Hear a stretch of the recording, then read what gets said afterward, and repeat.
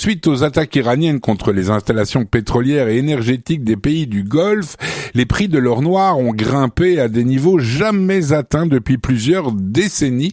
Les menaces de la République islamique autour du détroit d'Ormuz, le poumon stratégique du commerce mondial, font craindre le pire pour les économies européennes et même mondiales. On en parle ce matin avec Gérard Vespierre, analyste et géopolitologue et par ailleurs créateur du site Le Monde Décrypté. Il est au micro de Jonathan Serrero. Gérard Vespierre, bonsoir. Bonsoir à vous. L'une des questions que tout le monde se pose ce soir, c'est de savoir si les pressions iraniennes sur le détroit d'Ormuz pourraient conduire Donald Trump à mettre fin au conflit. Je vous pose la question, Gérard, car hier, le président des États-Unis a déclaré que la guerre était bientôt terminée et le cours de l'or noir a chuté. Alors, effectivement, ce discours est comme toute intervention, je dirais, d'un président est davantage, et si ce n'est exclusivement tourné vers ses électeurs et ses concitoyens, et non pas vers une situation globale mondiale. Et c'est effectivement la longueur d'onde émise par Donald Trump qui s'adresse à ses électeurs et à ses concitoyens pour les rassurer. Donc, en ce qui concerne le très court terme, normalement, effectivement, ce opération de communication doit porter ses fruits. Et on a vu que actuellement, au moment où nous échangeons, le cours du baril donc de Brent est redescendu sous les $90 le baril. Donc, effectivement, en termes de prix à très court terme, on peut s'attendre à des oscillations au fur et à mesure que des bonnes ou des mauvaises nouvelles vont intervenir. Maintenant, il y a à prendre en considération aussi la déclaration à laquelle vous venez de vous référer sur de la part plutôt des gardiens de la Révolution qui disent qu'il n'y a plus aucune goutte de pétrole pour le camp ennemi.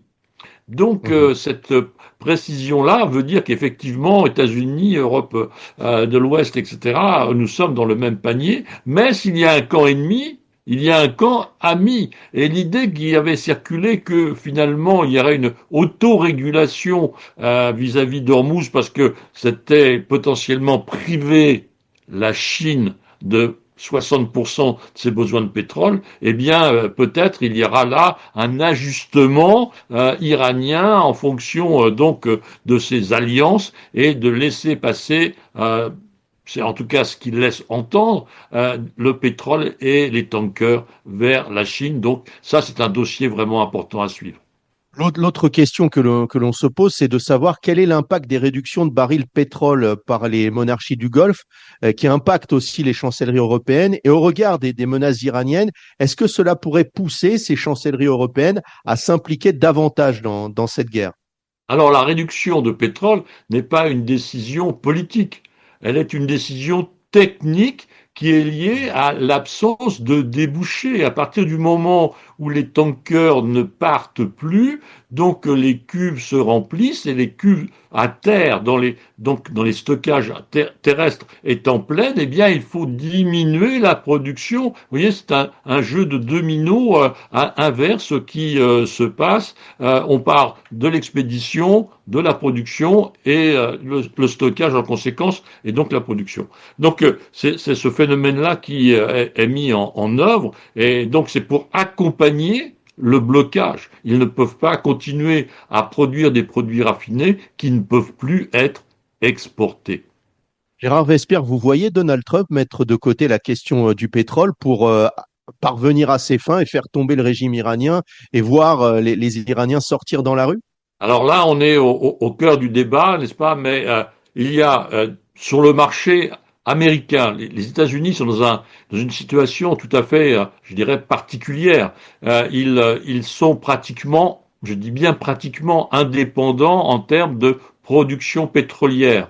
Ils sont, malgré toutes les bêtises que l'on entend à ce sujet, ils continuent d'être importateurs, pas énormément, mais environ j'arrondis 2 millions de barils par jour, ils en consomment 21. Donc il y a encore 10% d'approvisionnement extérieur dans la balance exportation-importation. Donc on entend dire que les États-Unis sont autonomes et exportent et inondent le marché de pétrole. C'est absolument faux. Il s'agit de consulter toutes les statistiques hebdomadaires de l'agence d'information sur l'énergie pour avoir toutes ces informations. Et donc les États-Unis ont cette particularité d'être pratiquement autonome, d'avoir besoin que de 2 millions de barils par jour. Donc ils pourraient avoir un impact économique moins important que le reste du monde. Mais il n'en reste pas moins qu'ils sont les pilotes. Effectivement, dans les 300 avions qui bombardent actuellement le territoire iranien, et là, leur décision est à prendre. Vont-ils continuer la guerre pour ramener éventuellement effectivement le cours du pétrole et débloquer la situation dans le détroit d'Ormuz en arrêtant les combats? C'est une hypothèse, mais ce n'est pas la seule. Ils peuvent continuer étant eux-mêmes un peu à l'abri. Alors, dans le cas d'une intensification des attaques iraniennes contre les monarchies du Golfe et ses ressources énergétiques, est-ce qu'on pourrait voir au contraire les États-Unis se joindre aux frappes israéliennes contre les centrales pétrolières de Téhéran et d'ailleurs dans le pays, sur le territoire de la République islamique? Car encore aujourd'hui, Pete Hegseth, le secrétaire d'État américain à la Défense, a indiqué qu'Israël avait agi seul, entre guillemets, concernant les frappes contre les raffineries iraniennes observées en fin de semaine dernière. Alors, à ma connaissance, il n'y a pas de frappe sur les raffineries, n'est-ce pas? Les frappes qui ont eu lieu autour de Téhéran, il n'y a pas de raffinerie à Téhéran, il y a des dépôts d'essence, des dépôts de kérosène pour l'aéroport. Donc, ce sont des produits finis et non pas des installations qui produisent de l'essence ou du kérosène. Et il faut bien comprendre qu'actuellement, l'Iran ne mène pas une guerre de destruction des installations pétrolières régionales.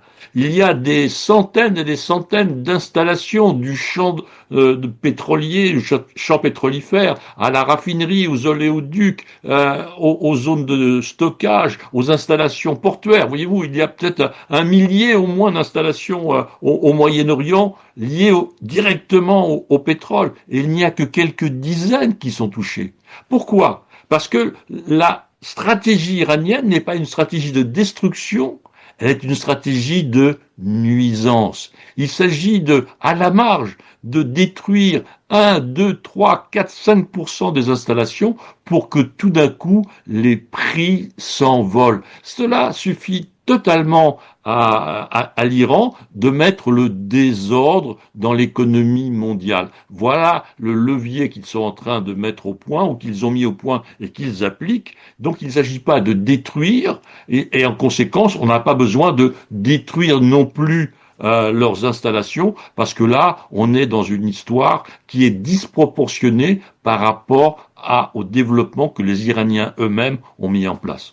Est-ce vrai que la Russie profite de cette situation? On le sait, la Russie, c'est un allié de l'Iran et la République islamique réclame aussi une aide un peu plus active de la part de Moscou. Alors, il se passe des choses assez étonnantes parce que effectivement, l'Inde a eu une autorisation des États-Unis de reprendre ses approvisionnements vis-à-vis de la Russie, et je crois pour une période limitée d'1 mois. Donc, c'est très circonstancié. Mais globalement, si vous regardez les deux indicateurs, je dirais très journaliers, qui sont le cours du rouble et l'indice de la bourse de Moscou, eh bien, le cours du rouble s'est plutôt effrité, le rouble a plutôt baissé que de reprendre des couleurs. Alors, c'est assez étonnant. Et la même chose pour l'indice de la bourse de Moscou, qui est pratiquement stable. Donc, voyez-vous, on aurait pu s'attendre, logiquement, ou dans une certaine forme de logique, à une reprise de l'industrie pétrolière et donc de l'économie russe. Alors, premièrement, cette situation, elle n'est pas faite pour durer. Or, la Russie a besoin effectivement d'une visibilité. L'année 2026 va certainement pas être très très bonne. Donc, il y a cette pondération entre le très court terme qui n'est pas fait pour durer, qui peut être éventuellement un peu positif, mais stratégiquement, la situation économique de la Russie est mauvaise. Dernière question, Gérard Verspierre, un peu plus générale. Qui dirige aujourd'hui l'Iran? On dit le nouveau guide suprême Mojtaba Khamenei blessé. On parle d'une armée iranienne transformée en organisation terroriste selon certaines sources sécuritaires en Israël. On entend aussi beaucoup de figures politiques du régime s'exprimer. Est-ce que vous pensez que les jours de ces figures politiques sont aussi comptés? Je pense qu'il doit y avoir un certain désordre dans effectivement l'exécutif iranien, tant militaire que politique, car effectivement même la télévision d'État, au cours d'un documentaire il y a ces dernières heures, a présenté Mojtaba comme étant un vétéran blessé de la guerre du Ramadan.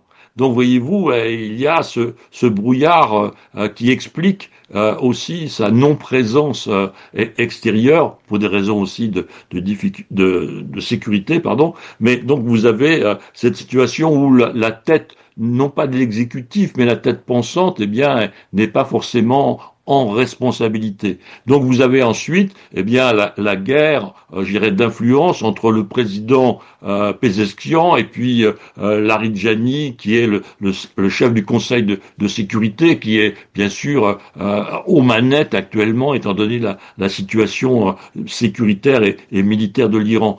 Et troisième volet, les gardiens de la révolution qui ont à mener l'opérationnel des combats et des frappes. Donc, à l'intérieur de ce triangle, Pezeshkian, Laridjani, gardiens de la révolution, il y a certainement des difficultés de communication et des visions du futur peut-être un peu différentes. Gérard Vespierre, je vous remercie d'avoir répondu à nos questions. Merci à vous.